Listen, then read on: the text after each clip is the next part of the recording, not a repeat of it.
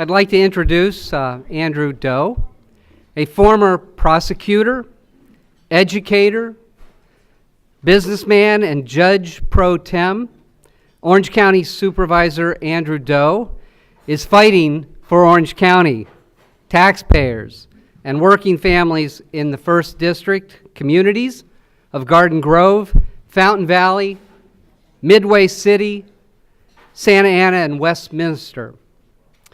In his first year on the Orange County Board of Supervisors, Andrew Doe has increased funding for the Orange County Sheriff's Department and expanded access to vital health care services for seniors and working families. He has cut taxes on small businesses, eliminated regulatory obstacles that impede innovation, and he's also defended Prop 13 by expanding OC taxpayers' rights to appeal their property tax bills. It is my pleasure to introduce immediate past chairman of the Board of Supervisors, Andrew Doe.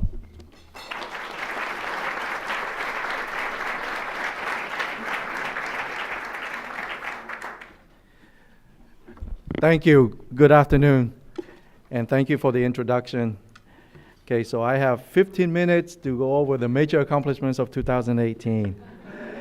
But before I start, I want to share with you, when I first walked in, I thought I was ready to talk, just another talk, and then I look around the room, and I see all these important people that are actually knowledgeable about our county, so now I'm really nervous. Now I got to really know what I'm talking about. I have to be correct on my facts, and especially with Supervisor Bill Campbell just joining us. Now it's like, Bill, very nice to see you.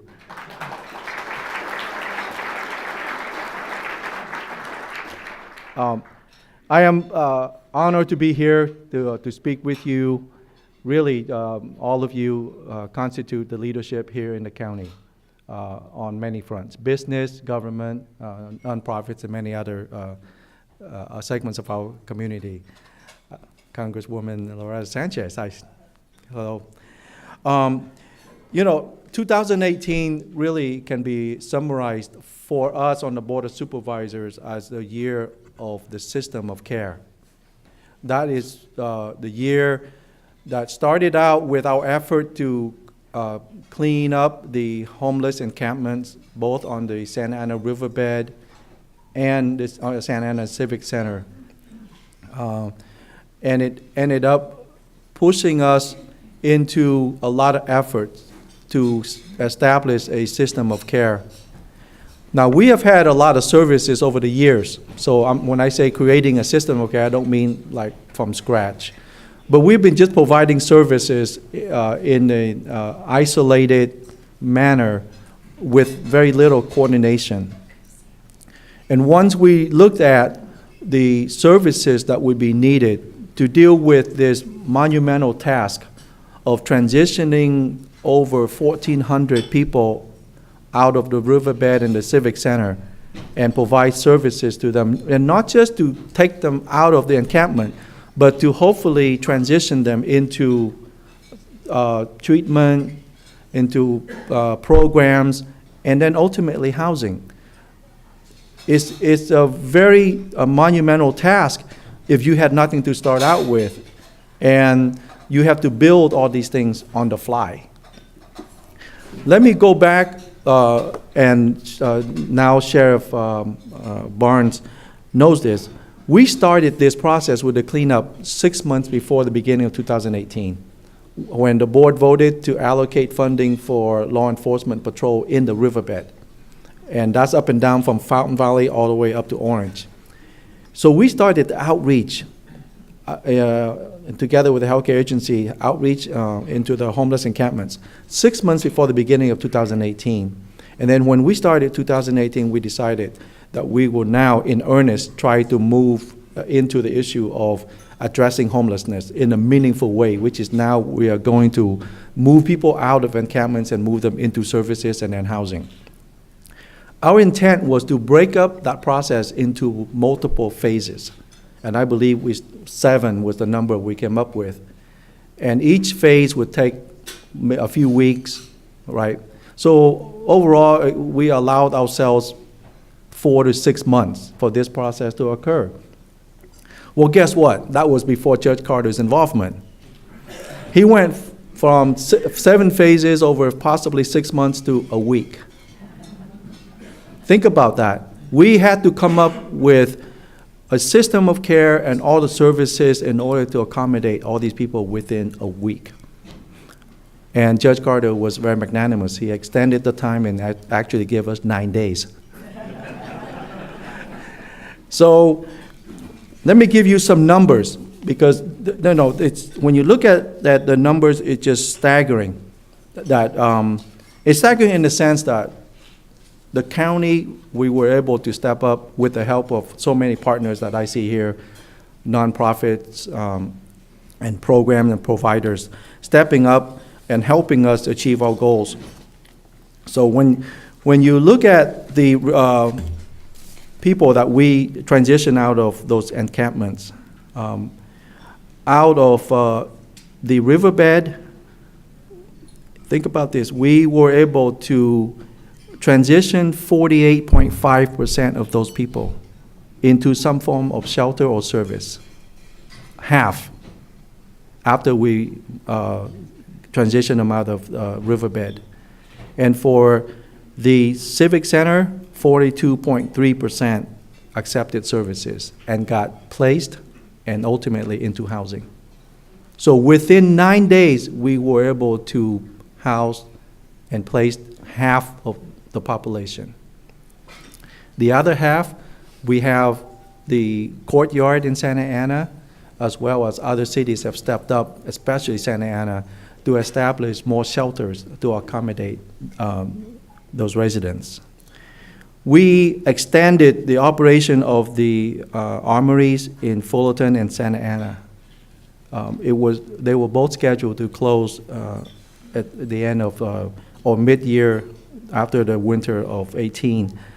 But we extended that service, and that provided more capacity for us in order to buy us more time to build out more capacity.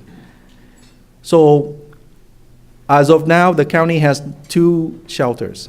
We have the Courtyard in Santa Ana and Kramer in Anaheim. And as of October of last year, this is 3 months ago, we transitioned, in addition to the numbers I cited earlier, 429 individuals into housing, just out of the Courtyard alone, from the time we opened 2 years ago until October of 2018. And Kramer, we only opened earlier in 18. As of October, we were able to house 143 people. So thank you. We dedicated $3 million to create a safe place at a nonprofit called Wise Place for Women, where we created 60 emergency shelter beds for women alone.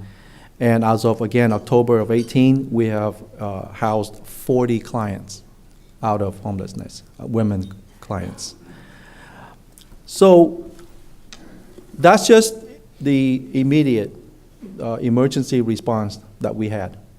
What is it about the rest of the system of care we have that makes it so meaningful? And I tell you, when I go around the state, going to CSAC, the California State Association of Counties, and NACO, the National Association of Counties, and I talk to other supervisors around the country, they are looking at what we're doing. Even at Los Angeles, right, with their sales tax, they're sitting on close to $1 billion, and guess what? They haven't been able to build one project.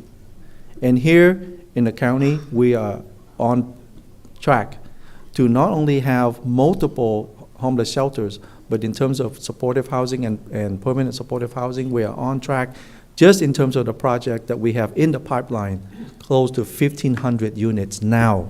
So we are 1,500 units toward the initial goal of 2,700 units, and we haven't even begun, okay? So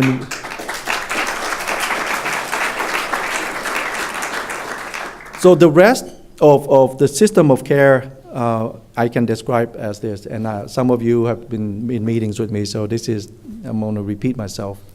When you think of the system of care that we have as like a freeway, and there are many ways for people to access those services, right? The needs that we consider them like on-ramp, whether it be mental health, whether it be the reentry population from the jail, whether it be drug use addiction population. There are many reasons why people need those services. So think of those as on-ramps. Then we have the system of care, and then part of the system of care has to include off-ramps, right? Because you got to get people off of that system, that freeway, or else they just keep accumulating into the system and they never go anywhere. And so when you think of the system of care that the county, that the Board of Supervisors have been trying to piece together, and we have been able to do that with the partnership of so many of our friends here. When I look around from cities to hospitals, to doctors, to providers, to the nonprofit, there are so many partners who have collaborated with us, and we have worked together as a county to put together systems that now we're trying to get them, they are still different systems, but we are trying hard to get them to work together seamlessly. So that way, mental health will no longer be, say, there's a private insurance population versus the public system versus CalOptima. In the future, we are hoping to create one system of care, and all of these populations will just access the same service, including the courts. I just got out of Orange County Criminal Justice Coordinating Council meeting. And the question is, how do we deal with the issue of the mental health, like say in our jail? I don't know if people know this, Sheriff Barnes just shared this with the group this morning. 1/4 of our inmate population has mental health issues.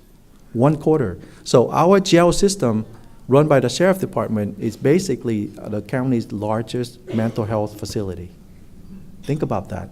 Think of the responsibility that now law enforcement has to take on as a provider of mental health services. And then how do we help those patients to be, when they get out of incarceration, how do they transition back into normal life and hopefully into a stable life? So these are all the challenges that we face. But as you see, mental health, or that's one example, but there are all the other, right, drug use, abuse type of issues. There are many ways to feed into the system, but they use the same service. And until we can coordinate that service, we will always be just doing things one-off. And that's what the Board of Supervisors in 2018, really in a meaningful way, we tackle that issue head on.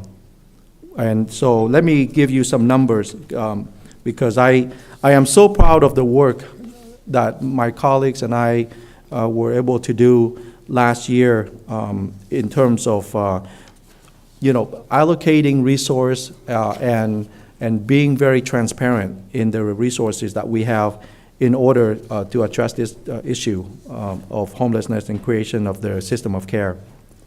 Let me see. I lost my track here. We allocated $170 million out of our budget just for mental health services. $170 million. We allocated out of the Mental Health Services Act funding $95.5 million for permanent supportive housing. We created a housing finance trust with the help of our legislation up in Sacramento. Let's see, Tom Daly and Sharon Quirk-Silva really helped sponsor the bill AB 448 to create our first housing finance trust. And that's what I was referring to earlier, is that with that, we will look to finance the construction of 2,700 units of permanent supportive housing within the next 3 years. And that's just the beginning. We will continue to explore more funding with the governor coming out with his budget a few days ago, we believe that we will be able to tap into the funding to get even more, to start more projects here. You know, when you read the governor's budget, you see the language in there. There's a lot that competing for funds, you know, counties that are ready, with projects ready, with a structure in place in order to facilitate the building of housing. You see a lot of that kind of language in his budget, and that's where I tell you the private, public-private partnership really benefits Orange County. Dan Young approached me a good year and a half ago. I don't know how he got his info. You know, he's rolled out in politically. But he told me, hey, look, there'll be a lot of funding that will come down for housing. And so we can't just sit still. We need to create a trust structure in order to be able to take advantage of those fundings. And that's why we pushed through our legislation that ultimately became AB 1448, and we got it passed. Now, as a county, we have a financing structure that will allow us to compete for those housing funds that the governor has proposed. Is there a time up there? Am I running short on time? Okay. And so I asked all of you, as we look forward to 2019, to continue to look to the county for more of, oh, Supervisor Bartlett, I didn't know you're here. And that we will continue to build out more of this system of care because that is what is going to be needed in order to take on all of these issues that we think they are in isolation and that they are separate from each other, but they really are interconnected.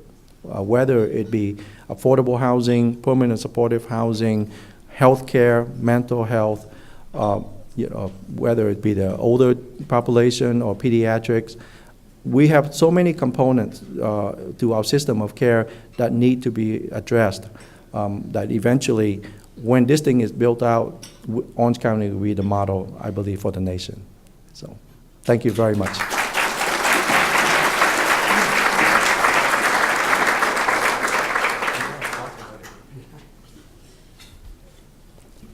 Thank you very much, Andrew. I think we all share in these big challenges in Orange County.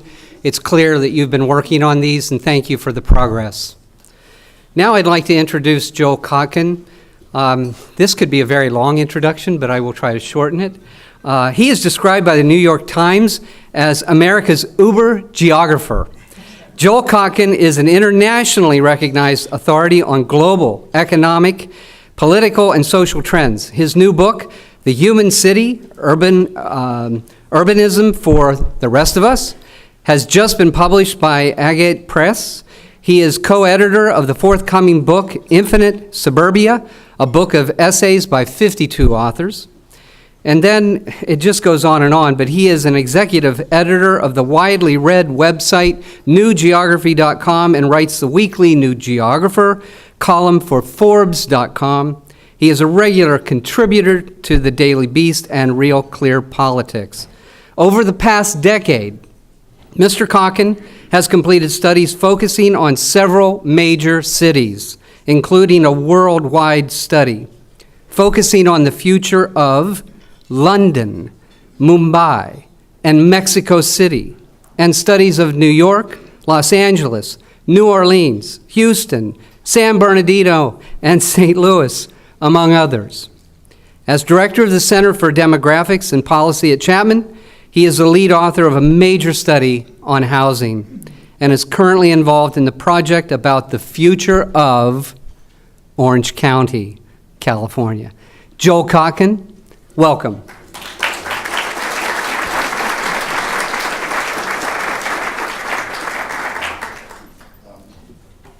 You can just come around here. Sorry. Okay. Where's this clicker? All right. Do we have the clicker? Where's the clicker? Oh, we got it because it was going to go right here. You need to go around. Get it. They're having technical issues here. Try to make sure you can see everything. Okay, great. Thank you. No, it'll go that high. All right, well, first of all, I want to, Gotta go down there. I'm sorry, it's gonna have to, okay, I didn't realize you needed, I'm gonna get to the clicker. okay, It's on the table. okay. Well, the clicker's on the table, so if somebody wants to completely ruin my presentation, they can just grab it. But first of all, I want to compliment the supervisor and the county for what they're trying to do now with the homeless issue. At Chapman, obviously, this has been a concern. And of course, if you spend any time in the city of Los Angeles, it's pretty astounding. I mean, as bad as our situation is, it's not nearly as bad. Is there some way we have a clicker? We're so sorry, the other gentleman, the manager, walked off like it's, we're just trying to get him really quick. Okay. Yeah, we'll have to. Okay, what I'm going to try to do is talk to you about what's actually going on the bigger scale, because the homeless issue is really what we see at the end. It's a sign of something. It's not just a specific problem to a specific group of people. It is about a social order that is coming into existence, not just here in California, although we're sort of an extreme case, but around the world, and certainly the rest of the country. So the book that I'm actually finishing now is about the return to feudalism. And what are the characteristics of feudalism? Concentration of property in few hands. Politics that are theological. In other words, we don't have discussions a lot of times now, particularly in Washington, about what's the right solution, what's a reasonable solution. It's all about competing theologies on the right and the left, and not a lot about solving problems. Lack of upward mobility. I think many of you who maybe you have children, the chance of your children being able to live in Orange County and buy a house here is fairly minimal, unless you've been robbing banks. The decline of the middle class, this is probably the biggest issue, because without the middle class, you cannot have a functioning democracy. If you have a society that's made up of a bunch of oligarchs on the top, a bunch of bureaucrats who basically run everything, and then a bunch of people who are at the bottom who are going to be paying rent for the rest of their lives and never have any assets. The spread of poverty, which again, the homeless issue is part of, and declining literacy, which I think is pretty evident every time you pick up a newspaper. So here's what the Californian data is telling us. We have job creation, but actually our job creation rate has actually slowed considerably. But basically we're creating a few very good jobs and a lot of very low-paying jobs. Incomes are becoming more unequal. Housing, which is obviously severely unaffordable, and we're seeing less and less ownership. The poverty and overcrowding. Southern California has the worst overcrowding of any place in the United States today. Oh, wow. And then the wealth is becoming more concentrated, and education, and I have to say that our education system is not keeping up, and that's particularly true in a lot of these, a lot of the urban areas. So let's take a look at inequality. There's a statistic known as Gini, G-I-N-I, and what it talks about is the difference between the upper and the lower parts, and California is now second to New York, but we're gaining on them in terms of inequality. So what I find really interesting is a state that likes to say it's such a progressive, forward-looking state has the worst inequality in the country. So I don't understand how they get away with that, but they do. We have the highest poverty rate in the United States. Now, the reason for that is the cost of living. Our poverty rate is about the national average if you don't consider the cost of living. In recent years, the cost of living has now been added into it, and what we see is that there is a very, very strong correlation between poverty and what we see as very high housing prices. I just finished a project on gentrification, and we had a terrific bunch of photos that were taken in Santa Ana of families, 3-4 families in one-bedroom apartment, one grandmother raising her child who's living in the kitchen. So we're talking about conditions that are reminiscent of the Soviet Union in the 1920s and 30s. And amazingly, we now have a higher rate of poverty than Mississippi. So, you know, there are lots of things that just simply are not being discussed seriously. And it's great that our county is trying to deal with the homeless issue.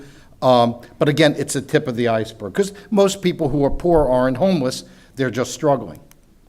Now, another thing is California is all, you know, we're the most woke state when it comes to minorities, but guess what? African American and Latino poverty rates are much higher here than they are in the rest of the country.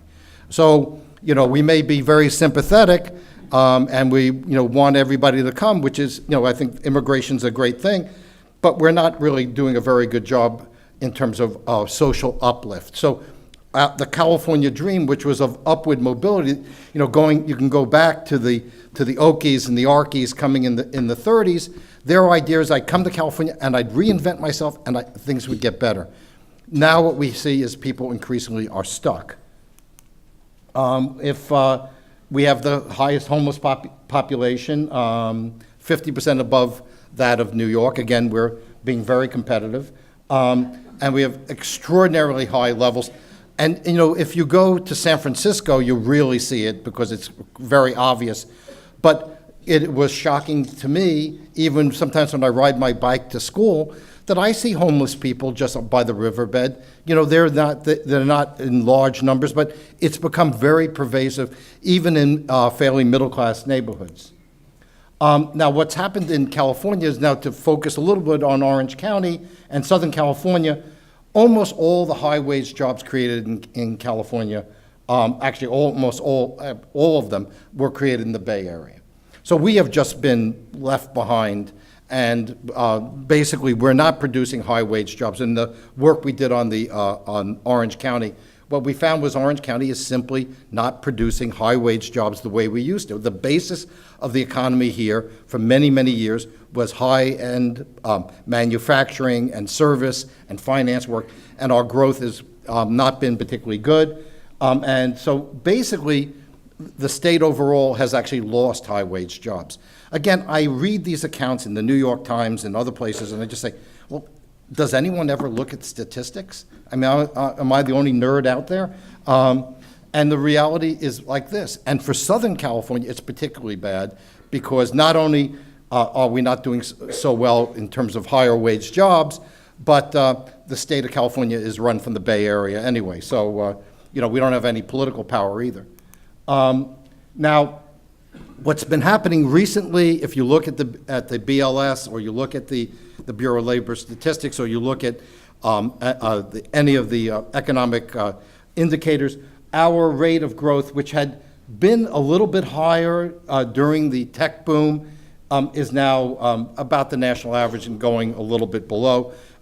Southern California is basically, the LA area is about 1.1 in the last year, and the country is about 1.8. We think of it being rich. This was really surprising to us, because you always think of, you know, what is Orange County? You know, housewives of Orange County and people driving around in Lamborghinis and all these expensive doctor procedures. But what we found, which was a shock to us, is in Orange County, only 1/3 of the population earns over $75,000 a year. And $75,000 a year doesn't go very far in Southern California and in Orange County. And look at all these other places, that many of which are much cheaper than we are, certainly not thought of as places of prosperity, and yet we are, like, for instance, there is a higher percentage in Johnson County, Kansas, than there is, which is the suburbs of Kansas City, than there is here in Orange County. And the cost of living is much, much lower. And then we were even more surprised. We said, well, okay, we've got sort of a large group of people not making a lot of money, but we have a lot of rich people, don't we? Actually, I was really surprised we didn't have a higher percentage of people making over $200,000. So this whole image of Orange County as a super affluent place is simply not right. Yes, it's a big county, 3 million people, there are a lot of rich people here, but in reality, we have a very, very high degree, not only of poverty, but but also low middle wage possibilities, and even at the high end, we're not nearly as strong as we think we are. 22% of Orange County residents are living under the poverty line, if you look at it adjusted for the cost of living. So we're not as bad as LA, so I guess we can congratulate ourselves on that. But we're basically a little bit ahead of the rest of California. And you think about places like the Central Valley and that are really have extremely high, some of the highest poverty rates in the country. We're not doing nearly as well as we think we are. So I think what the supervisor is dealing with is part of this. Again, think of the homeless as the population that you get when the bottom falls out or when there isn't enough high-wage opportunity. Mayor Tate of Anaheim would say that even sometimes when he was talking to people in the watershed who were settled on the Santa Ana River, some of them actually had full-time jobs. You know, you have a single mom with 2 kids living in Santa Ana. At some point, something goes wrong. She can't even do it. So we have people working full-time who are homeless. That's not so good. So how do we deal with this? The housing problem is the biggest. We have a lot of supply issues, regulatory costs. One of the things I've found really interesting in working on housing is a lot of the development companies I talk to, based here in California, and particularly in Orange County, they don't even build anything here anymore because it's just not worth the brain damage. There's a desire to, we don't want to have a price crash, so that maybe restricts supply. And what we're not doing is we're not taking advantage of some great opportunities that we have. Look, the Amazon revolution is continuing, it's deepening. A lot of retail space, particularly in malls, is going to become redundant. We could build housing in those places without having to go into single-family neighborhoods and change their character. There's lots of land. There's lots of land in our cities. Drive along Tustin, drive along 17th, and what you'll see is one place after another where we could be building housing in very convenient places where the infrastructure already exists, and yet we have not really done any of this. There are some other issues, the sanctuary state, whether we're going to have people come here because they feel safer here. That may be a problem because we will have more poverty. And the homeless issues are, as people begin to think about Orange County and homeless, it's probably not going to attract a lot of business, and some middle-class residents may not want to come. Now, if you take a look, here are the numbers. This is what we call a median multiple, which is the relationship between median house price and median income. And you can see we're almost at 8. If you're in Dallas, if you're in Nashville, you're probably closer to 3. So what you're seeing is that this is based on income.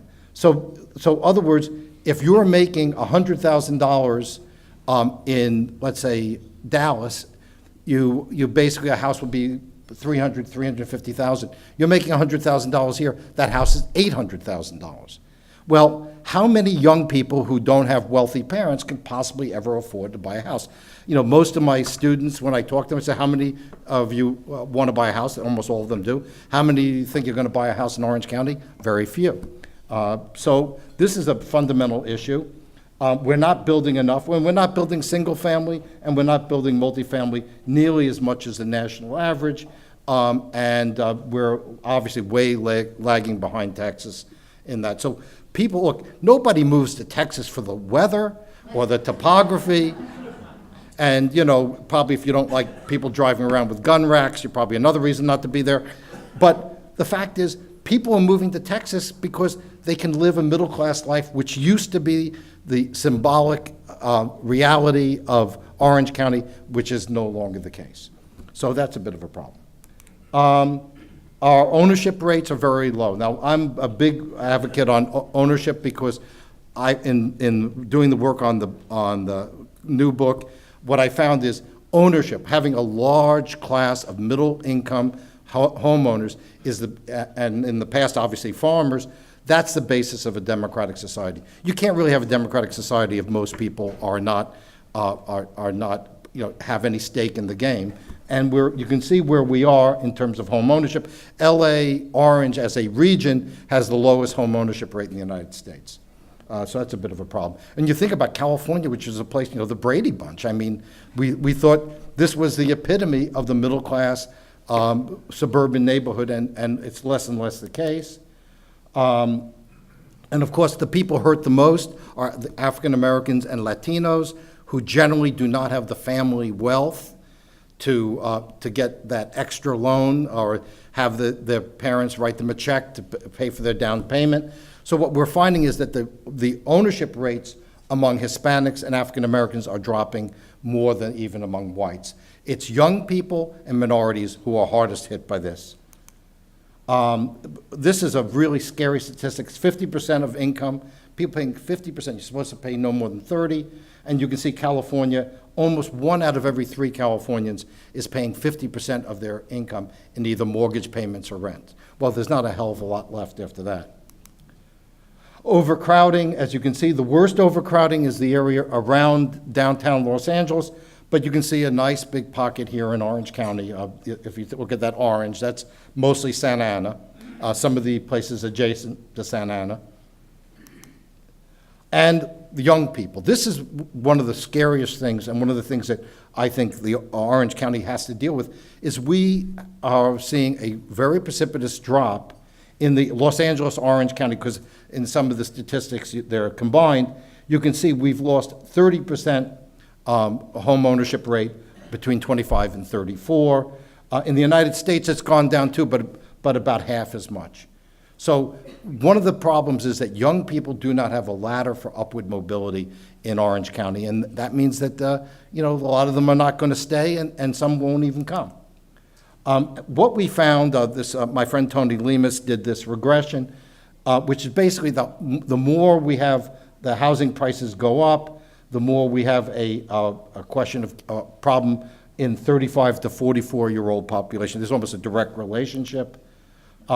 Who's leaving, who's coming? One of the myths that Governor Brown and some of his PR people, people in the media, have been saying is, well, yeah, people leaving California, but they're all the dumb people and they're all the old people, and we're getting all the smart, affluent people. Not really.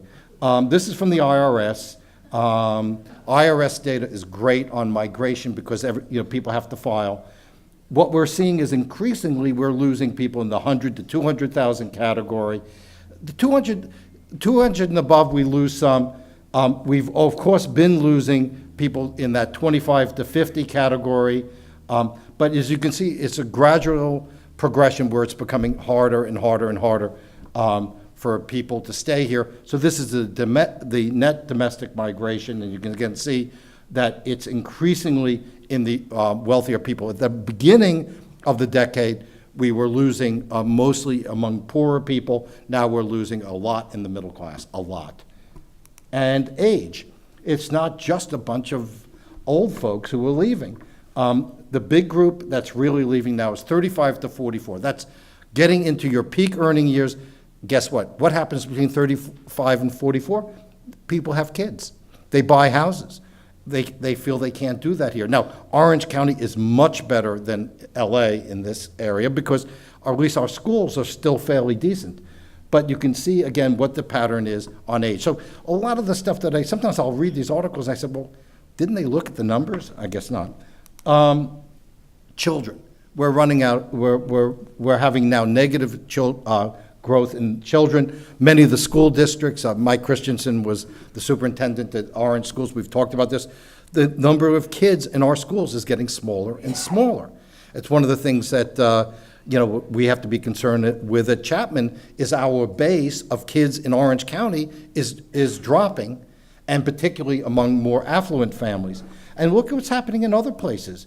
Dallas, Charlotte, Austin, Denver, Nashville, Phoenix, even the Inland Empire are seeing something. But we are on our way to being the oldest major county in California. So a lot of our neighborhoods, even my neighborhood of Phillip Park, which I like a great deal, but they call it a NORC, a naturally occurring retirement community.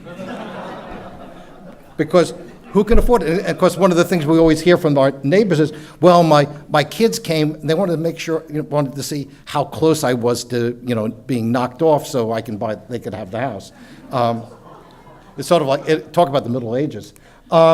Millennial growth is also very low. As you can see, we're not getting a lot of millennials aren't moving here. So we're losing both the younger people and then that 35 to 44, which is where we're seeing the biggest losses.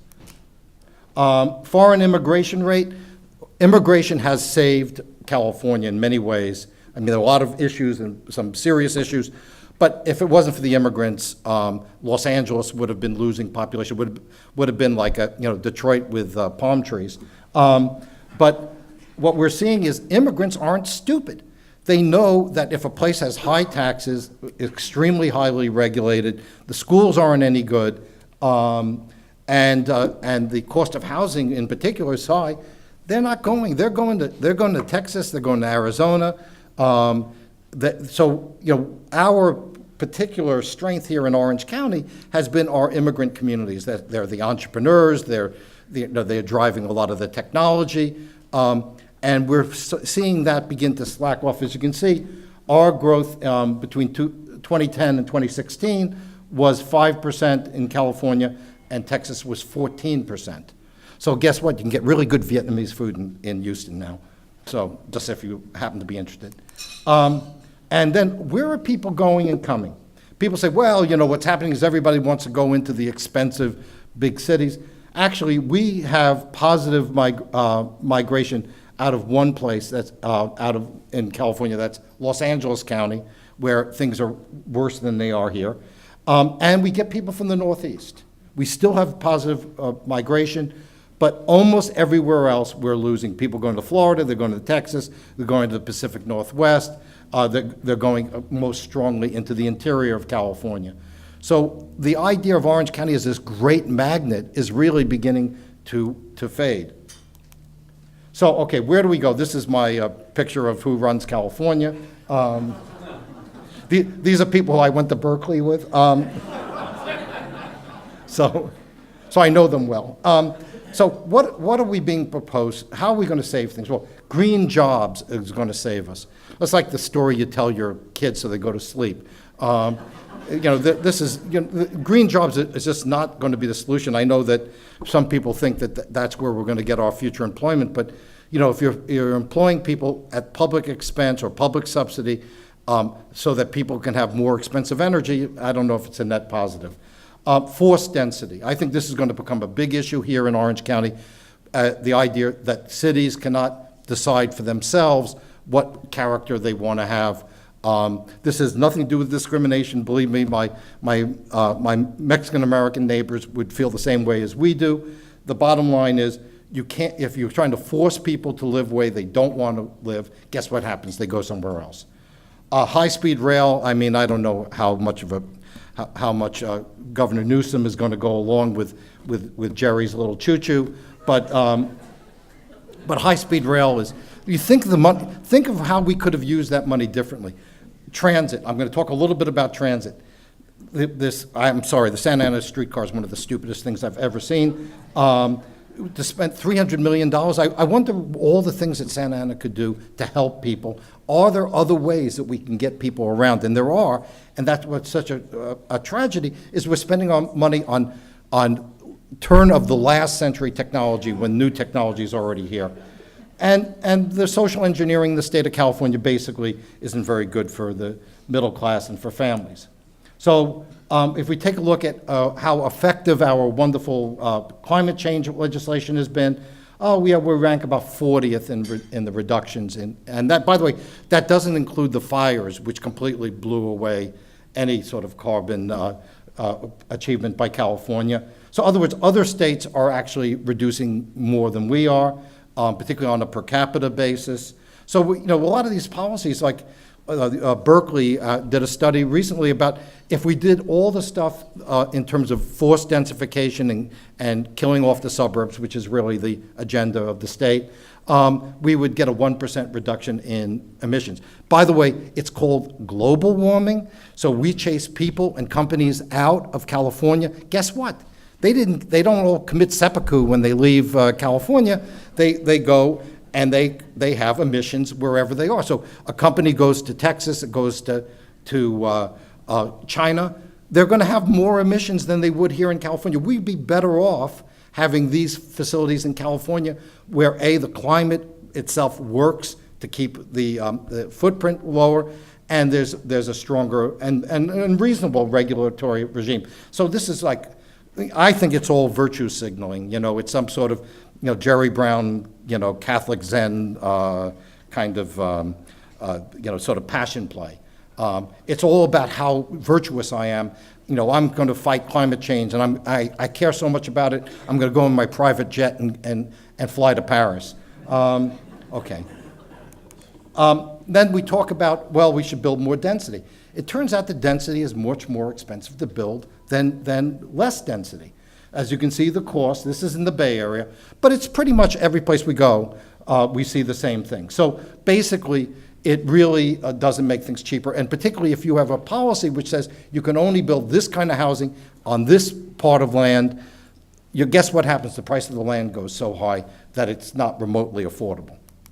The commuting, just to show we've spent billions and billions of dollars, and now more people work at home than take transit, and the transit numbers have actually gone negative. I don't know, is anyone paying attention? And then lastly, and probably most importantly, schools.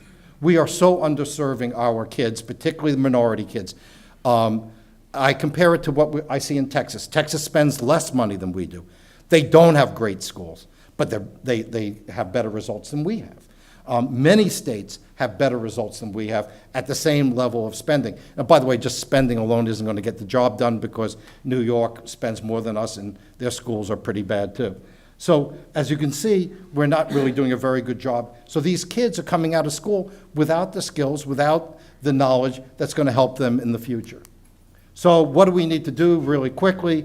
We have to have emphasis on high-paying jobs. I mean, one of the problems I see with lots of cities is they all want to have only the elite jobs. They're not, think about how transformative it would have been if a Tesla plant had been built in Santa Ana, and all of a sudden there were a bunch of jobs, let's say for the batteries in Santa Ana or in the Inland Empire or in South LA. But we're not even trying to do this. Companies that employ middle-class people, they leave, and I don't think anyone gives a damn. I mean, when Toyota left, I mean, the state didn't do anything about it. That was a really great employer.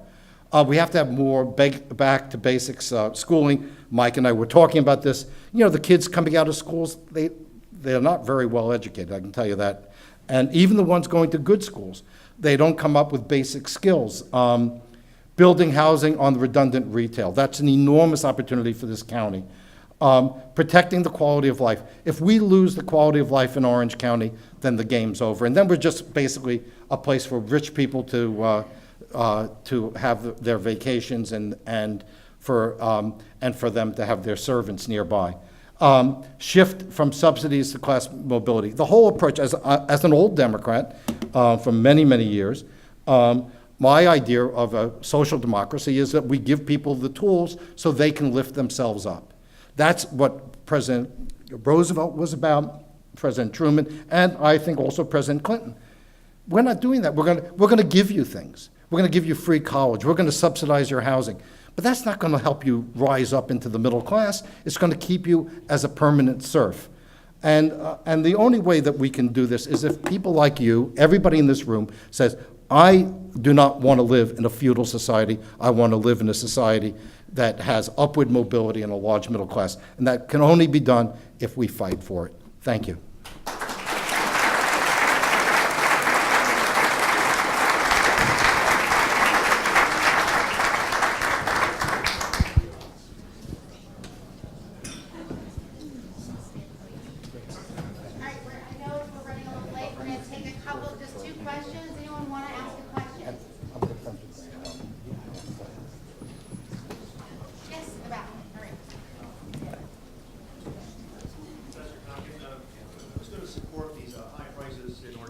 Future if we don't have the jobs and we don't have the educated folks to buy all these homes, especially when all the old folks leave.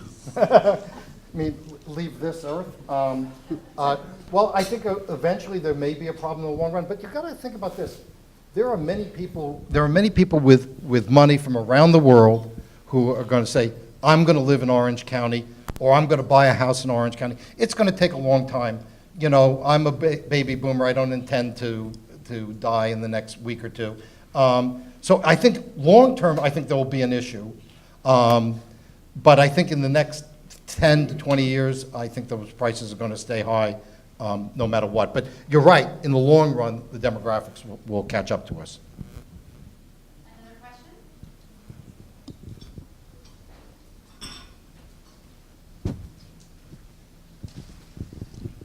Thank you. How would, talking about demographics, have you studied the effect of low level of education and demographics into this? Low level of education attainment, like by Hispanics. Right. We had the lowest level of education of any ethnic group after African American.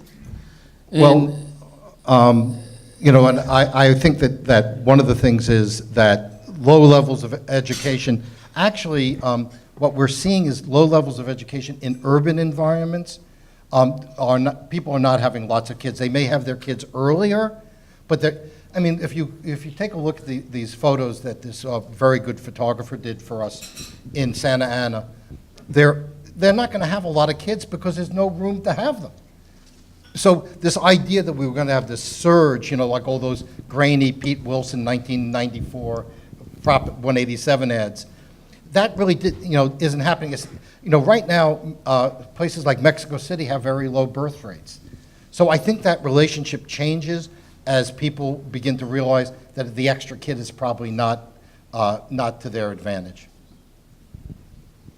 I'm actually going to take the final question for Supervisor Doe. Will the county be able to help cities get through the CEQA process, get past NIMBYism in order to buy more housing, to make more housing stock in the county? Wow, why don't you ask me something a little bit more controversial than that, right? CEQA reform. I think the governor had touched on that a little bit with his budget, and that he does want to encourage the streamlining of CEQA, especially with the building of affordable housing. I am a proponent of some kind of CEQA reform.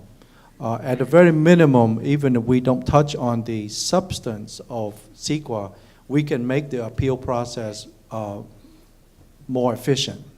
Right now I analogize CEQA to almost like our criminal system, but with the appeal process. You can go appeal up the state process, you exhaust that, it takes 10, 15 years, and then you exhaust, and then you go to the federal system, and you can spend another few decades on that, right? Why not streamline it? Why not have a process in which you go through all the appeal, and everybody who has a problem, let's hear it all at one time.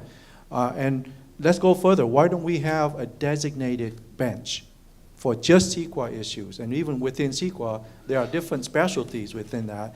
Let's just have a body that can go between different parts of the states to hear the same kind of appeal, so that way we have consistency in terms of the standards that we apply throughout the state. I've talked to a lot of business people, and what they're saying is they can live with whatever position we take, as long as they know with certainty how we're going to go about it. It's the uncertainty that hurts planning, and that hurts, the building of projects in the future. You guys put me at a great disadvantage sitting here with Joel, Mr. Demographer himself, but I wanted to answer your question because I struggle, or should I say anything at all? But I want to say this. I am a living anecdote, case study of the change in demographics, and more importantly, change in the economic forces in our society, especially Orange County. The change in demographics is caused by the shift away from trades. We have pitched our economy into lower wages and then the real high wages, and the trades that led my family to come from a family of refugees to where we are was the trades, right? My dad was a machinist, he got retrained, and my mom got retrained as a electronic assembler.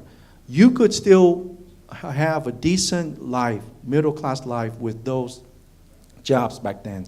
And then about 10, 15, 20 years ago, they all got offshored. And so my mom's work got transferred to Mexico, my dad's job got disappeared as a machinist. And so guess what? Kids coming up or people that don't want to go to college or don't have the opportunity to, they don't have that type of employment opportunities available to them. And so how do we get to the point where we can reverse this? I am working on improving the opportunity for kids in my district to take advantage of trade, whether it be construction, plumbing, ironwork, whatever that is. We are going through a building phase coming up really quickly in California and especially in Orange County. And I want to get kids in my district who may not see college as an option for them and to be trained and get into it. And it's not just kids from lower income neighborhoods. We're talking about the reentry population as well, right? We got people that can be brought into these employment opportunities and careers that can at least give them a start into building a middle-class life. You couldn't be more accurate. And one of the things as I travel in the country, what I see is communities where they've built up those capacities are doing much better. A good friend, Henry Cisneros in San Antonio, says that putting that big Toyota plant and all the jobs that came out of that, and then bringing in like USAA, transformed what had been a long-term poor community into a much more middle-class one. So I think that's exactly what we need to do. And what you mentioned earlier, Joel, about people migrating with their feet when they see job opportunities and education opportunities, that's exactly what happened. We were living in Alabama, right? My parents were working in a cotton mill. I mean, talk about typical Southern employment, right? This is back in the mid-'70s. But they heard about the employment opportunities in all places, Orange County, and that the University of California system is really good and affordable. Guess what? Sight unseen. And I remember, I'm the oldest boy, so my dad and I, we took out an U.S. flag, and then we just drew a straight line across America and connected all the freeways. And then we drove for 5 days to get to California, right? For what? The things that you mentioned about job opportunities and education. And so that's not going to change, right? And so whether you're an immigrant or not, people will move with their feet to respond to these social and economic forces. Thank you, Andrew and Joel, for a great conversation. Thank you. On a special note, the OC Forum would like to extend a very special thank you to our friends at Cox Communications. With their assistance, the Orange County Forum is broadcast on local cable television and on-demand channels. The Forum is also happy to announce that for our next program, we have teamed up with the Orange County Public Affairs Association for a 3rd District Supervisor Candidates debate back here at the Pacific Club on Thursday, January 31st. We hope you can join us. Thank you for joining us for this conversation today.